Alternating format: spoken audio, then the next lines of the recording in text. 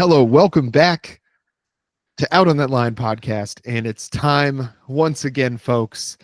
Get out your champagne, put on your tuxedos, put on your funny hats.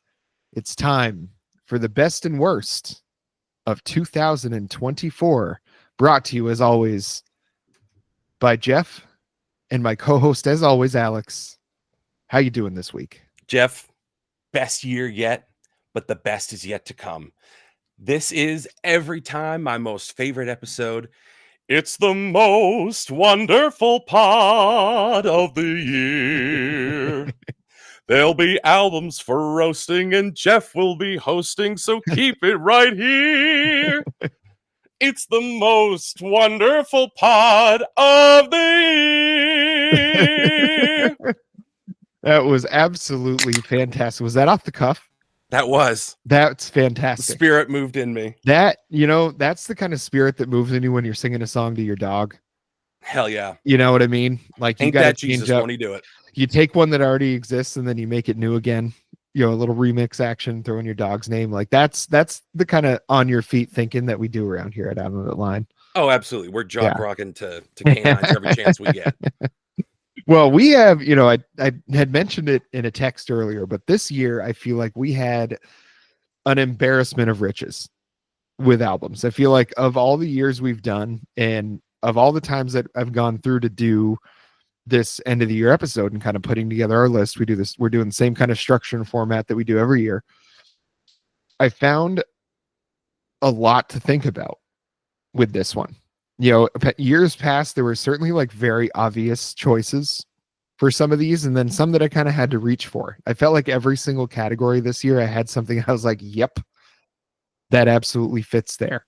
In years past, like, I felt like I kind of had to just, something's got to go here, so let me just fit one in. And this year, I don't think I had that issue at all. I have like two of those. I kind of got to like make something work here. I'll cop to that. But everything else, you talk about an embarrassment of riches with the albums we listened to. It's absolutely correct, which gave me like an embarrassment of riches and choices with which to pick. So I think hearing all your stuff is going to be very helpful for driving some of the conversations I want to have, because I feel like there's going to be our Venn diagram is going to be a nice little peach, a nice little butt, I think. So I'm excited to get into it. And I have you to thank because I always just kind of go by what we've done on the show with, if there's something otherworldly that I hear outside of what we do on the show, but chances are if it's like that good, I'm going to have us do it on the show. So there's really not a lot from outside of what we talk about on here that I ever bring into the best and worst of the year episodes. But I have you to thank for a special one this year. So when we get to that, you'll know what I'm talking about. But what do you say we get started with, I have it labeled here as con artist. I think we can also just call it worst artist of the year. Well, actually, no. So con artist of the year, do you have as like those two separate categories still?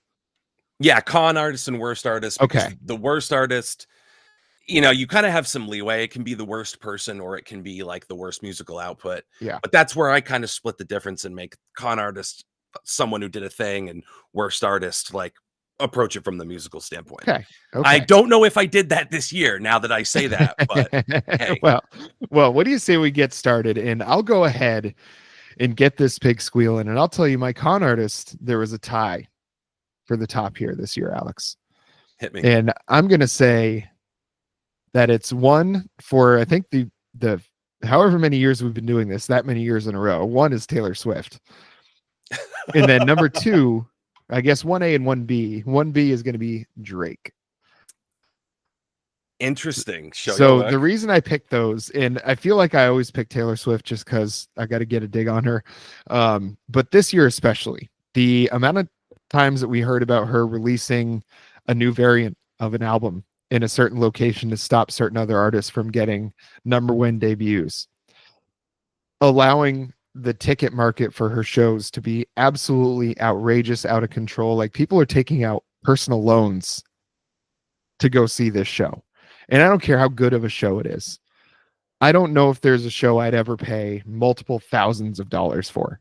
I just don't think that's something I would ever bring myself to do. No, I can't think of one. I think it's just it's all just so contrived and seems so prescribed and planned. and I really just can't get behind it. And I guess the same reasons why I always say that she's the biggest con artist just amplified this year because she had the biggest tour ever and is just everywhere. Can't escape it at all. Now, the reason I picked Drake is because I think he's shown finally, I think what a lot of people have known and he's finally shown is that he has no business getting talked about among the best rappers of all time, the best rappers of right now, like any of that. He has no business being involved in those discussions. If you want to talk about pop artists and his, place in that echelon, fine.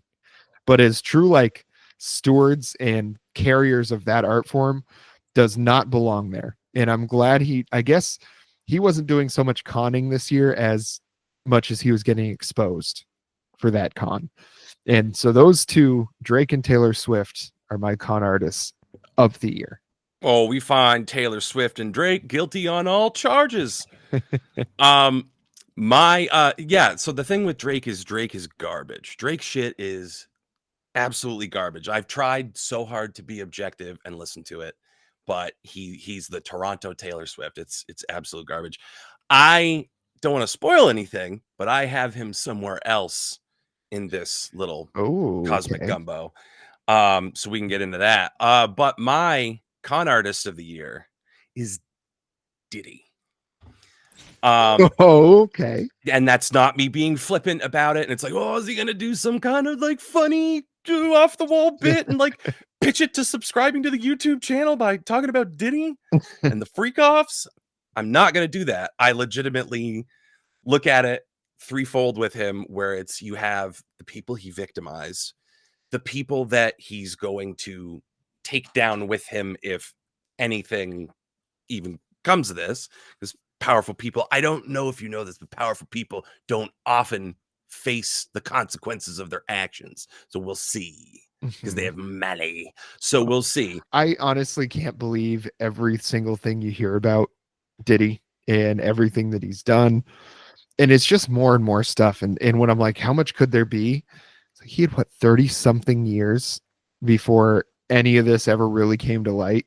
It's probably dramatic to be like, it's earth shattering, but it's the same kind of thing as like, sorry if alarm bells go off for anyone, but like Epstein. There are powerful people tied to this, and who goes down if Diddy starts doing a dance up in the video in Rikers Island, allegedly. Yeah, I think in what reason would he have not to say anything? Like, if he gets conviction and he's going away, does he strike you as the kind of guy that's like, oh, well, I guess my run's done, I'll just go do my time? Yeah, I don't definitely think won't so. name names. I think he's absolutely the kind of person that's going to try to bring others in there with him. Be like, okay, well, if it's happening to me, it's going to happen to all of you. And you've been hearing whispers about Jay-Z and some issues that he's been allegedly involved in. I think there's a whole mess of stuff that we're about to see start rolling downhill regarding all of this. Whole mess of stuff about to hit the fan.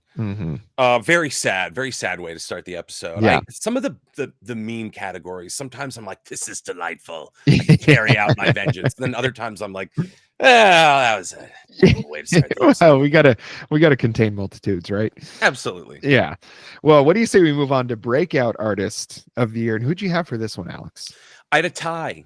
I had Chappell Roan and Sabrina Carpenter. Okay. And for me, it comes down to they take different approaches to the same idea, which for me is kind of tied around steering into a persona, but playing it straight. It's not like it's Guar. You know what I mean? Like Chappell Roan is doing like a can't be drag type thing. Sabrina Carpenter is really steering into the like Madonna type personality. We've talked about this on the show, but they're both like really staking a claim, I think, within pop in two very different ways. You got Billie Eilish somewhere out there doing the same thing. But in terms of a breakout moment, I think it's hard to pick between them because they both had multiple songs that took over the world. So I'm giving it up to Chappell Roan and Sabrina Carpenter. Well, I will say I also had Chappell Roan on this one. And I had a tie as well. My second one was not Sabrina Carpenter, although that's a great pick. I actually picked Kendrick Lamar for this one because he has obviously been for years like a very popular artist, right? I think same deal, like Sabrina Carpenter has been kind of on the outskirts of of the pop consciousness for years now. This was like her 5th album or something like that. So, you know, I kind of looked at it as like, this is the year these artists finally reached like a stratospheric level of fame. And I think Kendrick Lamar had been knocking on that door for years now. You know, I think Damn, when the albums would come out, everybody would kind of go crazy for him, but then it would start to peter off. And then that's why everybody felt like he kind of came out of nowhere with the Drake stuff, is because he wasn't like top of mind for everybody. I think this year, finally, he's put himself on that same level like 50 Cent used to be on when he came out with Get Rich or Die Trying and The Massacre, and like Eminem when he had the Slim Shady LP and Marshall Mathers LP, and all of these other like luminaries of hip hop and rap. And he's finally, I think this year, kind of etched his name on that wall with them. What an interesting experience that would be to have your starting point with Kendrick Lamar be GNX.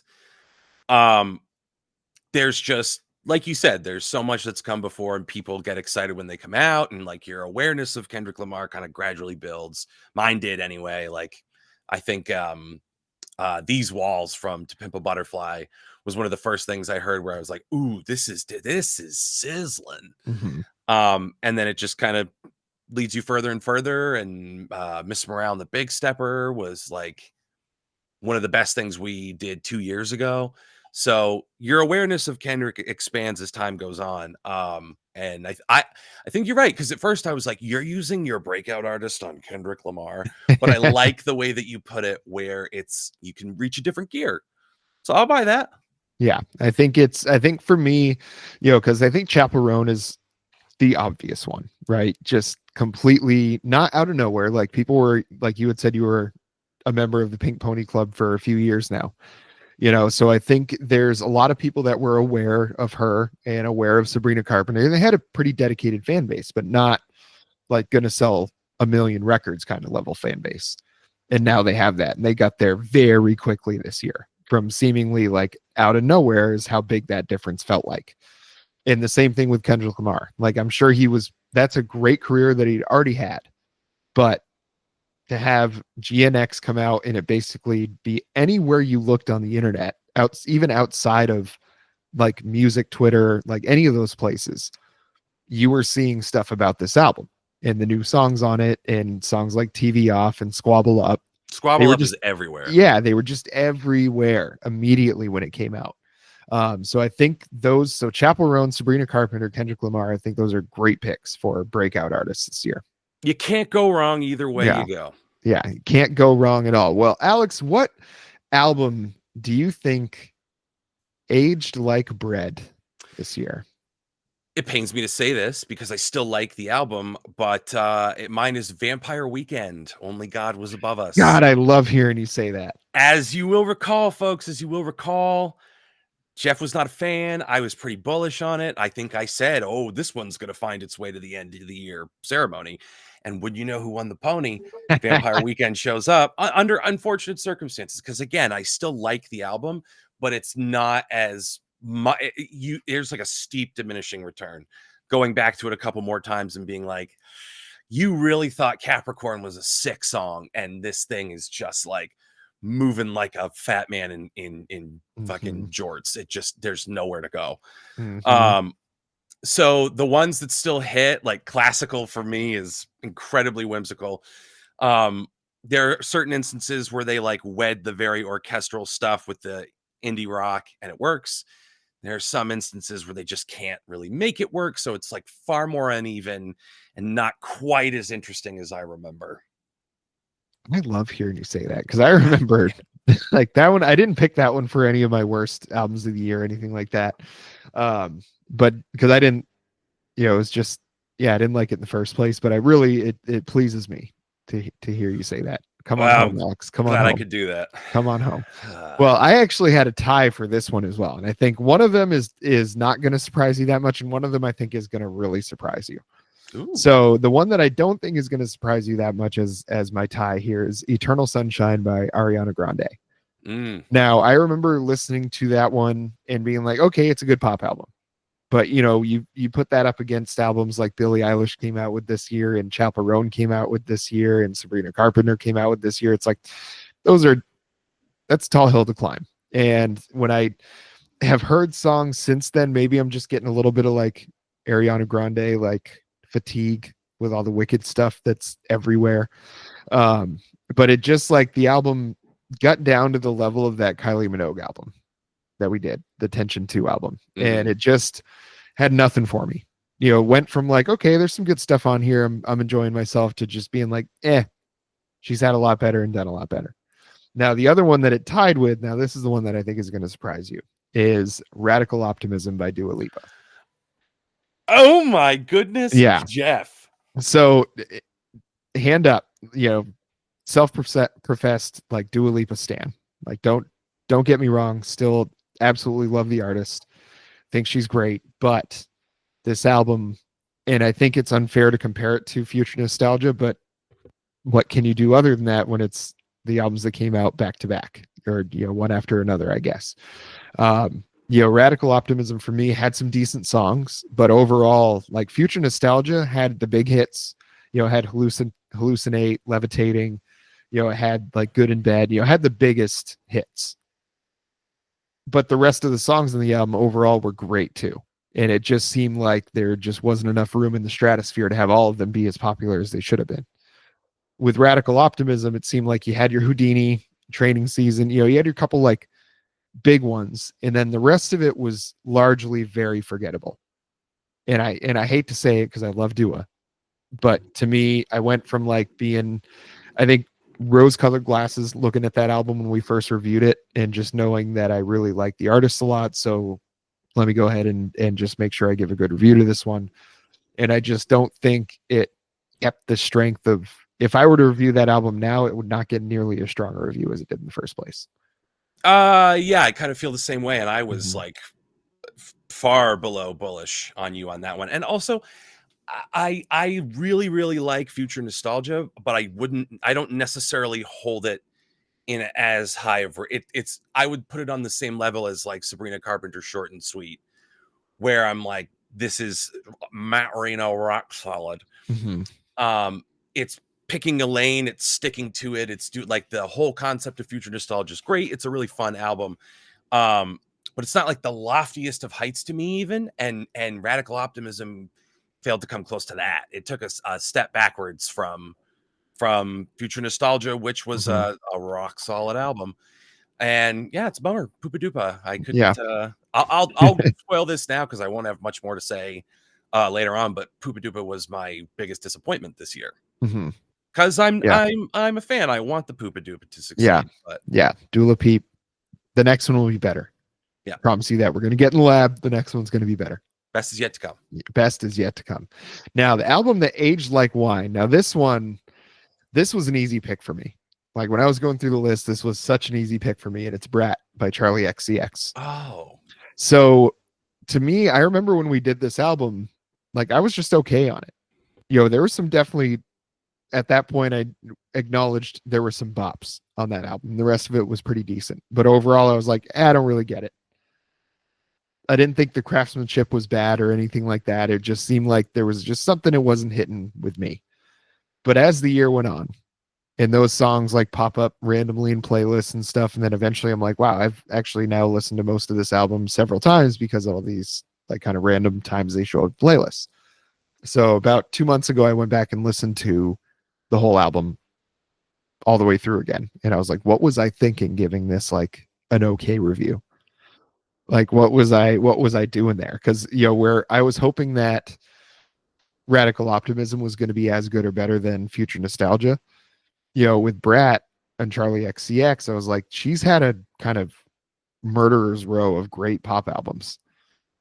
And this one for me, I was like, I guess I didn't get it. But as I listened to it more, it just became like, I don't want to say as like quite on the level of Rise and Fall of Midwest Princess or like the Short and Sweet album. You know, I don't know if it's going to get quite to that level, but it got a lot better than I gave it credit for at first. I'm gonna have to go back and check that out again because it's well documented that that's like a genre that's pretty low. I'm all over the place with the kind of stuff I like to listen to or will listen to, and that stuff, and like Jamie Double X, and so some of it is just kind of hard for me. But everyone's going fucking ape shit over Brat Summer. Hmm. So I guess it's worth checking out. So that's a guarantee on the show. I promise that to you. I will. Yeah, I think check it out. hopefully you have the same experience I did, where you find a lot more. I guess it became more meaningful. I think when I just really, I don't know if it was just enough times hearing it, I finally just understood what she was trying to say, or maybe I just realized I didn't need to think that hard. Whatever it was, it just took a while to get there, but I hopefully you get to the same place. Charlie XCX, I see your value now.